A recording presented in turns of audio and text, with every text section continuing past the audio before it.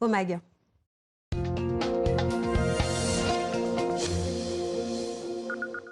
C'est un artiste complet. Insa Sané est comédien, scénariste, écrivain, leader du groupe Soul Slam Band. Il est l'invité de votre rubrique Diaspora. Bonsoir Insa Sané. Bonsoir de m'accueillir. Alors je vous propose de commencer par de la musique. On revient après ça. Dans ma valise, j'ai plié les souvenirs, rangé les adieux. En la refermant, j'ai eu un pincement au cœur. J'ai embrassé mon pays pour m'imprégner de son parfum. J'ai laissé ma mère une larme au creux des lèvres. Sans me retourner, j'ai rejoint la plage. Juste un amas de sable, sauf pour les touristes. Question de point de vue, ils ont chargé nos corps, tellement d'espoir. Tassés dans une barque, une prière et on a pris le large.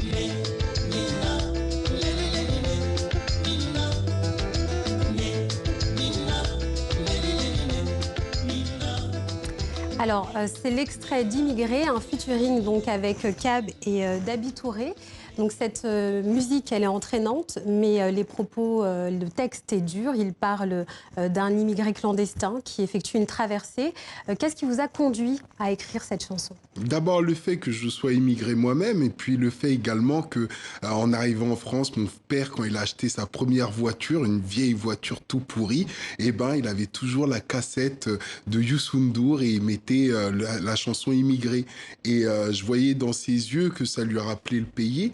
Et en 2008, quand il y a eu les premières vagues d'immigration forcée qui sont arrivées en Europe, eh ben, j'ai voulu être le témoin de cette histoire-là. Alors, vous êtes né donc à Dakar, vous avez grandi en France, vous êtes arrivé ici donc à l'âge de 6 ans. Vous avez écrit donc en fait une comédie urbaine en 4 volumes qui commence par Dakar, Sarcelles. On va regarder une première photo de vous, bébé, et puis vous allez me dire ce que ça évoque pour vous, cette photo. On va la voir, je pense, à l'image. Ouais. Alors là, c'était le jour du départ de mon père, donc il quittait le Sénégal pour venir s'installer en France. Il était obligé, lui aussi, contraint de quitter le Sénégal pour des raisons politiques, parce qu'on ne parle pas souvent de l'action politique de Senghor. Et donc, il est venu en France, et ce jour-là, pour en souvenir, il m'a pris en photo. Et puis, c'était la première fois depuis longtemps que j'arrivais à me tenir assis, parce que j'avais eu la polio et que les médecins m'avaient condamné d'abord à mort, et ensuite, quand j'ai réussi à survivre, ma mère, ils ont dit à ma mère que je ne pourrais jamais plus remarcher. Ma mère s'était forcée et m'a forcé à me tenir debout, à m'asseoir, et puis j'ai repris le goût de la vie. C'est pour ça Et quel lien aussi. vous entretenez maintenant du coup avec le Sénégal? Alors, ce que j'entretiens avec le Sénégal, c'est compliqué parce que c'est mon pays. J'y crois fortement, mais je crois également que n'importe quel pays peut devenir le mien. J'ai malheureusement beaucoup moins de familles maintenant au Sénégal parce qu'ils sont un peu tous expatriés.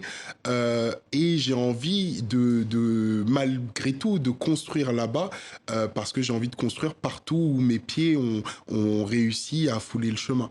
Alors, qu'est-ce qui vous a donné envie d'écrire pour la première fois? Je vous propose de regarder une seconde photo qu'on va voir apparaître. Et vous allez me dire ce que ça a dit de votre parcours. Qu'est-ce que ça vous inspire? Là,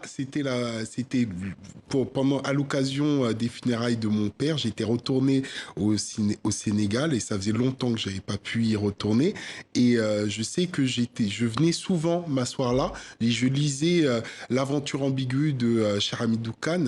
Et là, je me suis dit, il faut à mon tour que je puisse écrire des romans. Et j'ai été convaincu que j'allais le faire et que je pouvais le faire. Alors justement, écrire des romans, donc le travail d'écriture, comment vous l'effectuez et puis quelles sont vos sources d'inspiration? Elles sont multiples. Moi, je suis un voleur, hein. Je n'invente rien.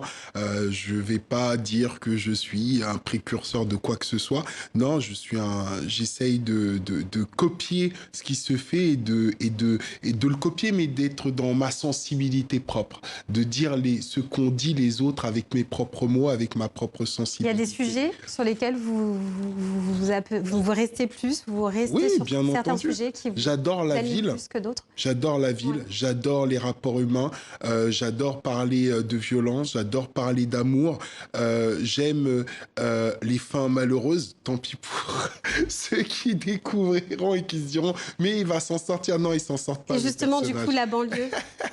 La banlieue, c'est déjà, il faut resituer les choses dans leur contexte. Il faut rappeler aux gens que la banlieue, c'est l'endroit où se situe le plus grand monde. Donc, quand on parle de la banlieue française, les Français sont d'abord des banlieusards aujourd'hui. Au Sénégal, pareil, les banlieusards sont les plus nombreux. Donc, c'est eux l'identité française, sénégalaise, qu'on le veuille ou non.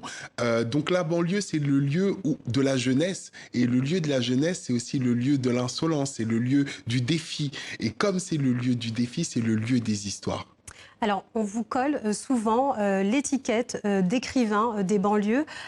Je crois que vous le réfutez, non? Bien entendu que je le réfute. Je suis un écrivain tout court. Les gens adorent utiliser des étiquettes. Et s'ils n'avaient pas dit l'écrivain de banlieue, ils auraient dit l'écrivain noir, l'écrivain sénégalais, l'écrivain africain. Senghor n'était pas un écrivain sénégalais ou africain, quoi qu'on en dise. Je suis d'abord un écrivain. Je joue avec les mots et moi, je joue avec les mots pour être sur scène. Alors, comment, justement, vous vous attachez à décrire les personnages? Les personnages, je les veux entiers. Je déteste les raccourcis. On n'est pas fait d'ombre seulement et de lumière, on est fait des deux.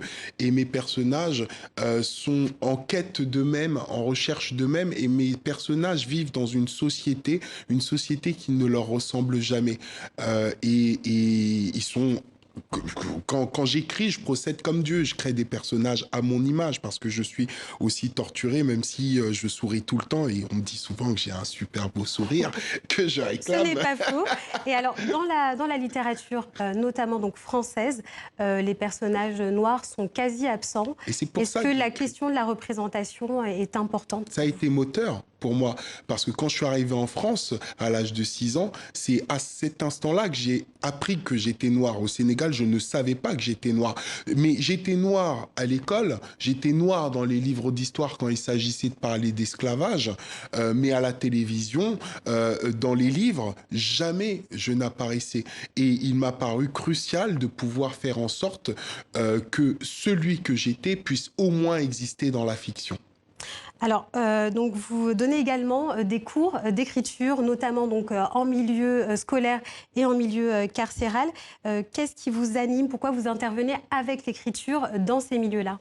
Alors, je n'anime pas tout à fait des séances pour apprendre à écrire. Les gens savent parler, donc ils savent écrire.